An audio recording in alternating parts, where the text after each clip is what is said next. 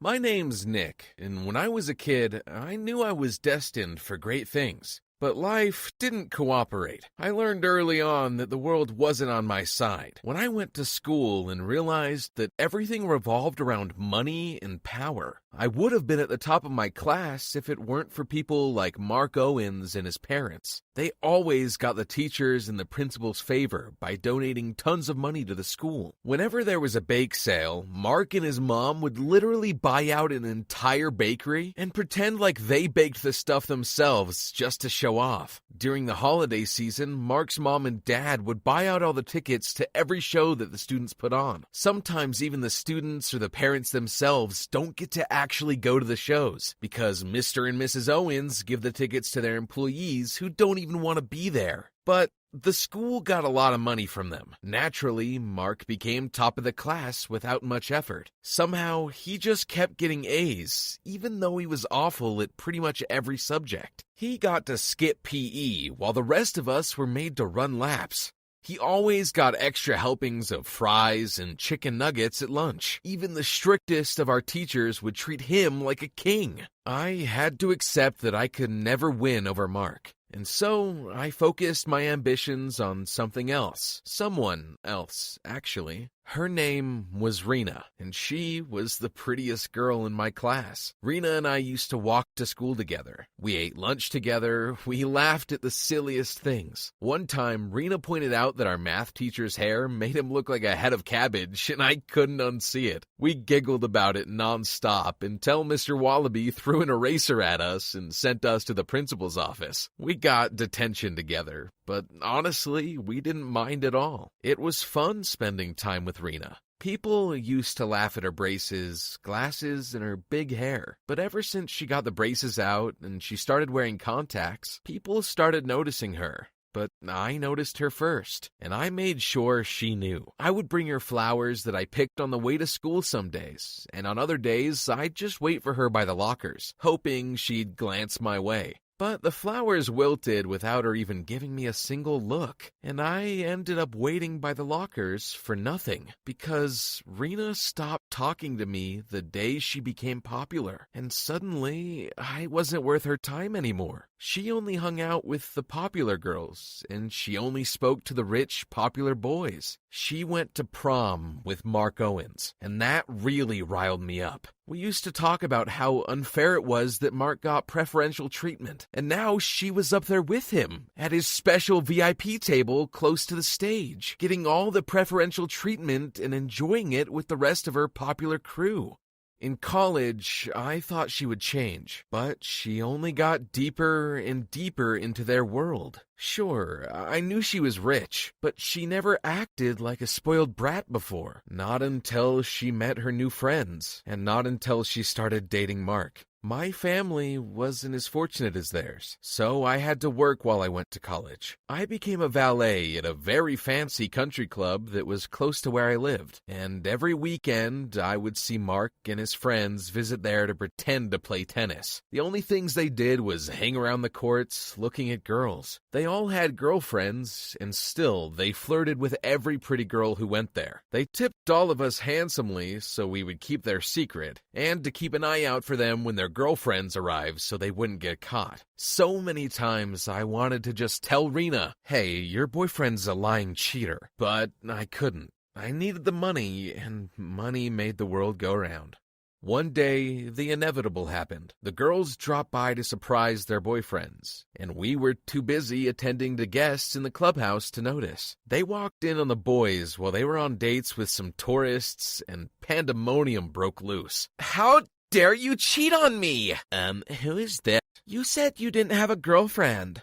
Babe, it's not what it looks like. Have you all been cheating on us this whole time? It's not what it looks like. You're literally feeding her grapes. Rena was quiet. Mark was so stunned he couldn't speak. Rena just ran out of there with tears in her eyes.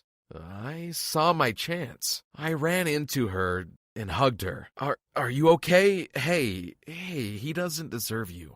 I didn't know what I expected to happen. In my mind, we were still the closest of friends like we were before. I'd forgotten that she hadn't spoken a word to me in years. Rena looked at me with disgust in her eyes and pushed me away. "What do you think you're doing? Get away from me, you disgusting weirdo! Why would you even touch me? I'm reporting you to your manager." "No, Rena, please, it's me.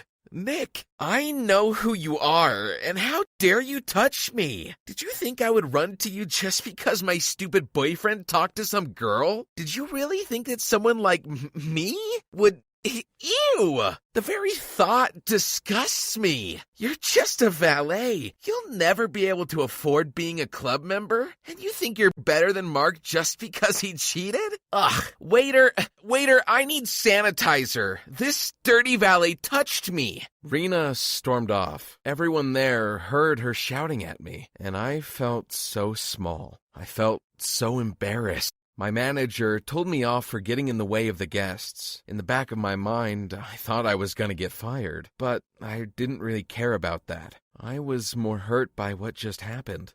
Luckily, the owner of the club was a very nice old man, and he talked to me and asked me if I was all right. Rena never broke up with Mark, and I soon found out why. A month later, Rena's dad's business folded. They had been in financial distress for a while, and Mark's parents invested in their business to save it. No wonder Rena was determined to be with Mark. Once again, I realized that money was everything. So I worked even harder than before. I saved every dollar I made in tips. I was more determined than ever to be rich. The owner of the country club saw my determination, and he promoted me.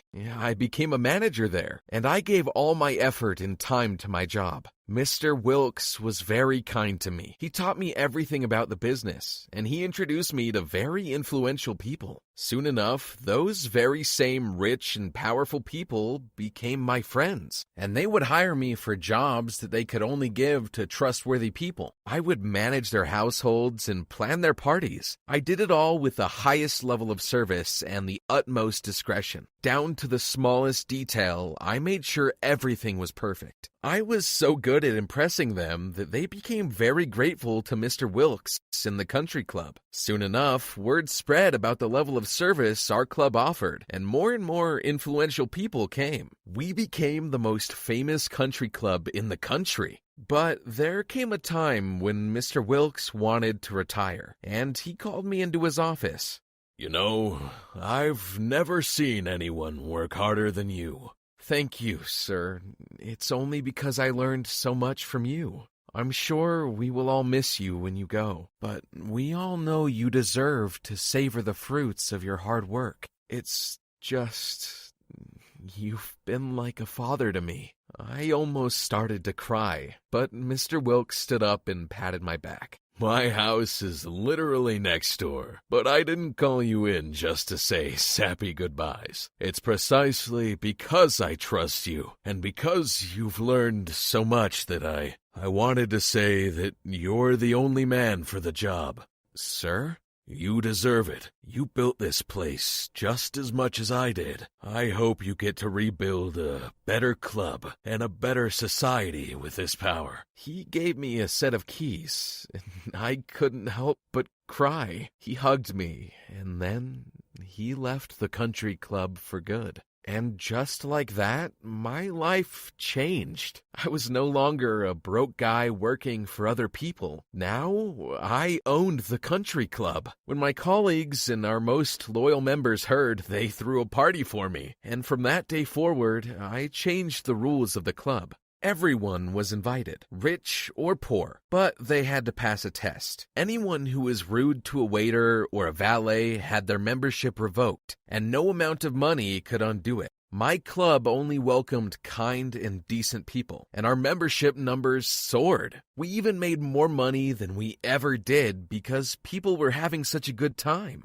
They spent a lot of time there. One day, as we were having a party to celebrate new members, my business associates were discussing the weather with some waiters when a commotion broke by the door. "Let us in! We're respected members of society. It was Rena and Mark. I signaled the receptionist to let them through. Who's the manager here? I need to speak to the manager. I stood up and offered my hand for him to shake. I'm not the manager, but surely I can attend to your concern. I'm not talking to some useless valet. People gasped. That's not very nice, considering that I'm the owner now. Mark's face was inexplicable. His jaw dropped and his eyes widened with shock. Rena, however, didn't miss a beat. Our membership's been canceled. There must be a mistake. Can you fix it for us? You know, for old time's sake? She batted her eyelashes at me, but it was too late for Rena. I was no longer in love with her. I winked at a waitress and she handed me a remote. The projector came down.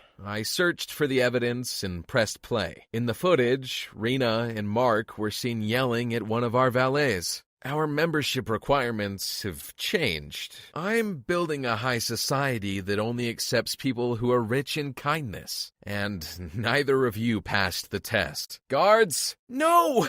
I'll date you. Just let me back in. I just laughed. No, thank you. I'm already taken. I kissed both of my dates and waved Rena goodbye as the guards dragged her away.